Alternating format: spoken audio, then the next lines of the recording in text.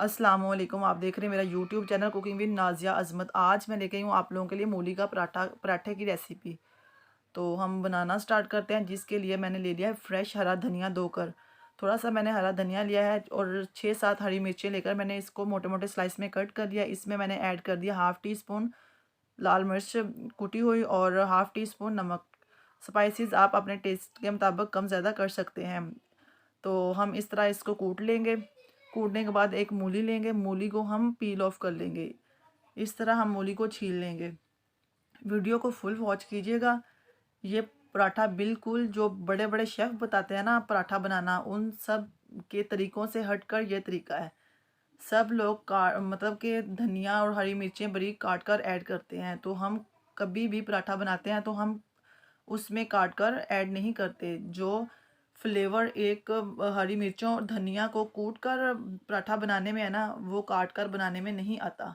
तो मेरे तरीके को फॉलो करते हुए अगर पराठा बनाएंगे ना, तो यकीनन सारी सर्दियां आप मूलियों के पराठे खाते हुए कताएंगे नहीं। तो मूली को मैंने छीलने के बाद इस तरह जो होता है ना कद्दूकश, उसकी मोटी साइड से उसको कद्दूकश करेंगे, ग्रेट करेंगे और ब्रीक साइड से बिल्कुल भी नहीं करेंगे। इस तरह हम मूली को सारी मूली को ग्रेट कर लेंगे, कद्दूकश कर लेंगे। मूली को हमने कद्दूकश कर लिया है और हम इसका पानी बिल्कुल भी नहीं निकालेंगे। बाज़ लोग होते हैं कि वो मूली का पानी निकाल देते हैं, तो उससे इतना टेस्ट नहीं आता। अगर हम मूली का पानी नहीं निकालेंगे ना, तो हमारे मूली के पराठे बहुत क्रिस्पी और बहुत सॉफ्ट बनेंगे और टेस्ट भी इनका अच्छा आएगा। अगर मूली का पानी निकाल देंगे तो क्या टेस्ट आएगा, वो फोग सा रह जाते हैं छिलके से, सारी ग़िज़ायत तो ज़ाया हो जाती है। जो मूली को कद्दूकश करने के बाद जो हमने वो हरी मिर्च धनिया कूटा था ना, उसमें वो मिक्सचर ऐड करके मिक्स कर लिया है। अब मैंने आटा ले लिया, नॉर्मली गंदम का आटा ले रही हूँ। इसके छोटे छोटे 2 पेड़े बनाएंगे और बीच में स्टफिंग रखेंगे और पराठा बना लेंगे। बहुत इजी और बहुत टेस्टफुल पराठा बनता है ऐसे।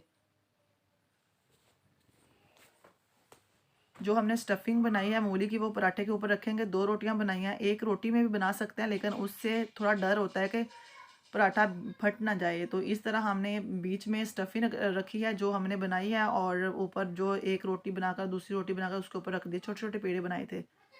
तो आप हाथों की मदद से भी हम इस तरह प्रेस करके बना सकते हैं, और जिनको मतलब जो बिगनर हो उनको रोटी बनाना ना आते हो, तो हल्के हाथों से बेलन की मदद से बना सकते हैं। पराठा हमारा बन चुका है, अब हम इसको पकाएंगे।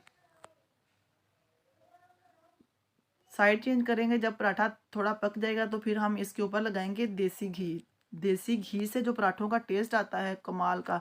डाल्डा घी भी यूज़ कर सकते हैं, जो आपके पास अवेलेबल हो। ऑयल भी यूज़ कर सकते हैं। हम लगा रहे हैं इसके ऊपर देसी घी। माशाल्लाह बहुत अच्छी खुशबू आ रही है, और ये तो हमारी फैमिली में पूरे ख़ानदान का फेवरेट पराठा है। पूरी सर्दियां खाते हैं हम लोग ये नाश्ते में। माशाल्लाह कितना अच्छा कलर आया है, माशाल्लाह माशाल्लाह। तो रेसिपी को फुल वॉच कीजिएगा, वीडियो को फुल वॉच कीजिएगा। रेसिपी पसंद आए तो वीडियो को लाइक शेयर कीजिएगा। ऊपर भी मैं ये थोड़ा इसके ऊपर मक्खन लगाऊंगी, बटर। पराठा हमारा तैयार है, बनाइएगा ज़रूर, ट्राई कीजिएगा। वीडियो पसंद आए तो लाइक शेयर कीजिएगा। हमें दीजिएगा इजाज़त, मिलेंगे न्यू रेसिपी के साथ इंशाल्लाह। तब तक के लिए अपना अपने प्यारों का बहुत ख्याल रखिएगा।